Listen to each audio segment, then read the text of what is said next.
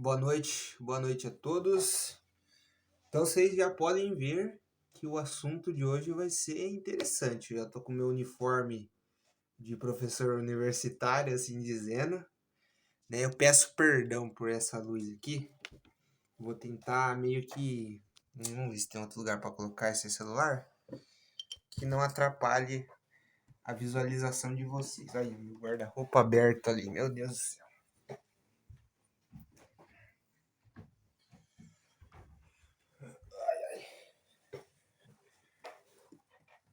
Desculpem por essa introdução. Hoje a gente vai falar um assunto sério. A gente vai refletir algumas coisas, envolvendo a parte de filosofia, envolvendo a parte de ética. E eu sou uma pessoa que eu me amarro muito para essa questão de ética, porque, querendo ou não, a ética ela está envolvida em todos os aspectos da vida do ser humano. Quando você fala em ética, você fala de ser humano, você fala de convivência entre pessoas. Então, você vai falar de ética, você fala também de cultura, entendeu? Então, a ética, ela é, ela tem essas, esses aspectos, vamos dizer assim. Então, é o seguinte, vamos diferenciar alguns termos aqui. Algumas pessoas não estão familiarizadas com esses conceitos filosóficos, então vamos começar básico. Moral. O que é moral? Moral é os valores da sociedade. Então, os costumes, os valores, o que é tradição. Então, às vezes, para uma família que tem uma moral religiosa baseada no candomblé, talvez a religião católica é totalmente diferente da moralidade deles. Então, a moral, ela varia de região para região. A ética, ela é a reflexão dessas morais, dessa moralidade. Então, a ética, ela entra num campo que ela vai fazendo a reflexão do que é o certo, do que é o errado, com base nesses valores que a sociedade ela veio atribuindo. Então, que nem aqui no Brasil, um exemplo de como a moralidade, a moral, ela é diferente em vários lugares. Então, aqui no Brasil, pra gente é normal comer uma carne de boi. Mas lá na Índia, a vaca, o boi, é visto como um animal sagrado, você entendeu? Então, a moral, ela tem essas diferenças, entendeu? Então, ela tem essas diferenças conforme o povo e conforme a cultura. Então, por isso que a cultura e a ética elas estão bem ligadas. Mas o motivo de eu fazer esse vídeo é porque essa semana foi uma semana que várias coisas veio na minha cabeça, aconteceu não alguns problemas, mas algumas coisas que incomodaram que perturbaram o meu estado mental. Seja do trabalho que eu estou fazendo, seja do estágio, seja da família, seja de tudo. E isso é uma característica normal do ser humano. O ser humano, cada dia que ele acorda, ele vive o seu dia, ele enfrenta o leão. Então isso é normal. E eu tô percebendo que fazer o certo é uma das coisas mais lindas que existe. Fazer o que a lei moral diz é a coisa mais linda que tem. E aí a gente vai falar de Kant. Porque a ética de Kant, ela é uma ética universal. Ela preza por um sentido universal. Eu já falei de Kant nos meus stories, mas Kant, eu gosto de atribuir a seguinte frase: o certo é o certo. O certo é o certo, independente das consequências, das necessidades, você entendeu? Então, eu particularmente, eu percebo essa ética kantiana muito presente nas minhas atitudes. Então, eu posso dizer que eu sou um discípulo de Kant. Porque tudo que eu faço não é para agradar ninguém. Vocês já me conhecem. Todas as minhas críticas, tudo que eu faço é porque eu quero, porque é o certo fazer. Então, eu não trato uma pessoa bem porque eu quero parecer uma pessoa boa, com alguma finalidade, alguma outra coisa em mente. Eu faço o que é certo, dentro da minha razão a priori. e depois transforma isso em posteriori porque é o certo se fazer. E isso que eu gostaria de refletir com vocês. Às vezes a gente está preso numa etiqueta social. A gente, não vamos evitar, não, né? Eu vejo aqui em Cabral é muito disso. Não vamos evitar falar de política para não causar problema. Seja aqui na minha família, seja com amigos, com as pessoas que eu converso. E existem pessoas que eu converso que têm opiniões boas, opiniões firmes e parece que tem medo de falar, sabe? Como se tivessem presa em alguma coisa. Então, eu acredito não. A filosofia kantiana, ela diz que o certo é o certo. Então, se você vê um político, vê alguma pessoa fazendo uma coisa errada, você tem que cobrar, você tem que falar. Entendeu? Você não tem que ser um animal, você não tem que ser animalesco, chegar falando palavras de baixo calão, sabe? Ameaçar. Eu não concordo com isso.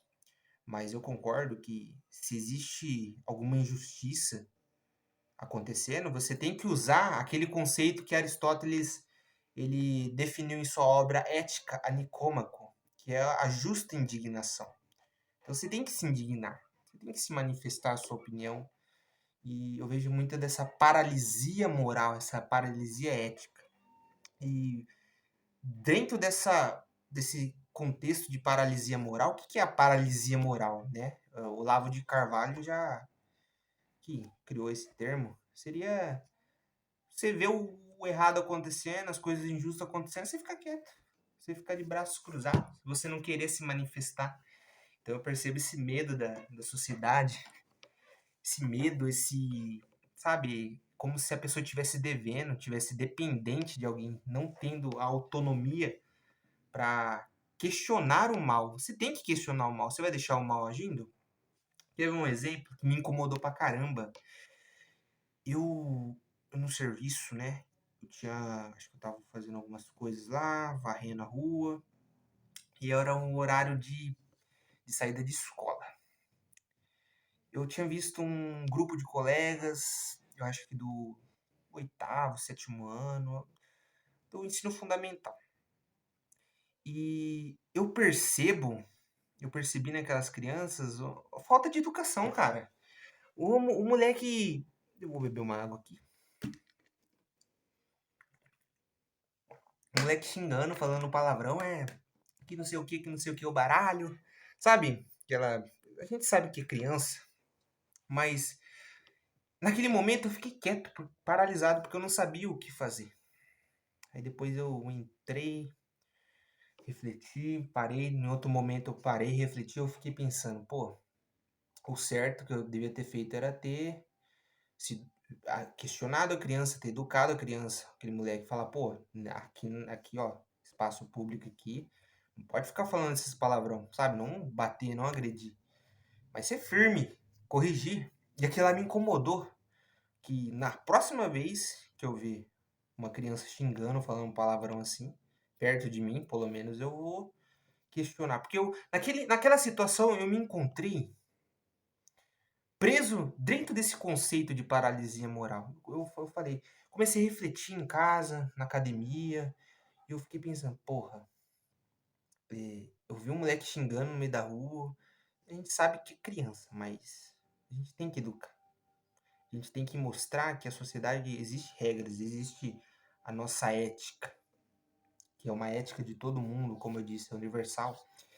E eu fiquei pensando, pô, se eu tivesse, se eu tivesse tomado a atitude de ter falado, ó, chamado o moleque, a criança, conversado com ele, falar, ó, eu sei que vocês são amigos, não sei o quê, eu sei que às vezes os palavrões que vocês falam não é por maldade, mas existe regra. É feio falar, sabe? Porque isso faz diferença, querendo ou não. Eu lembro que teve uma época na minha infância, eu acho que eu vou chamar de infância. Eu prefiro chamar de adolescência mesmo. Eu tinha 12 anos, 12, 11 anos. Eu já estava começando a conhecer a rua.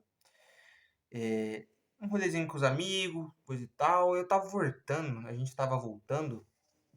E eu lembro que passou um carro. um carro, eu nem conhecia o cara, não conhecia a pessoa. E sabe minha mente adolescente? Eu cheguei e xinguei o cara. Eu falei, ô seu filho do. Sabe? Sem motivo algum, sabe? Um ódio gratuito. Opa! Um ódio gratuito. E naquele momento que eu xinguei a mãe do cara, ô seu filho da. O cara saiu do carro, veio até a minha direção, eu com 12 anos de idade. 12 anos de idade. Me deu um tapa servido na cara, ele só fez assim. Me deu um tapa na cara. Só que, assim, foi engraçado na hora pros meus amigos. Eu fiquei, assim, não traumatizado, mas eu fiquei atônito. E hoje, refletindo sobre isso, lógico, eu não concordo nenhuma violência com menor de idade, com ninguém, violência nenhuma. Gente, o diálogo é a solução. O diálogo, ele dá a possibilidade de discordância. E essa discordância pode levar para algum lugar. Você entende? Mas hoje, eu refletindo isso, eu percebo que aquele tapa que eu levei me transformou em um ser ético. Eu nunca mais xinguei ninguém na rua. Porque imagina se o rapaz não tivesse me dado aquele tapa.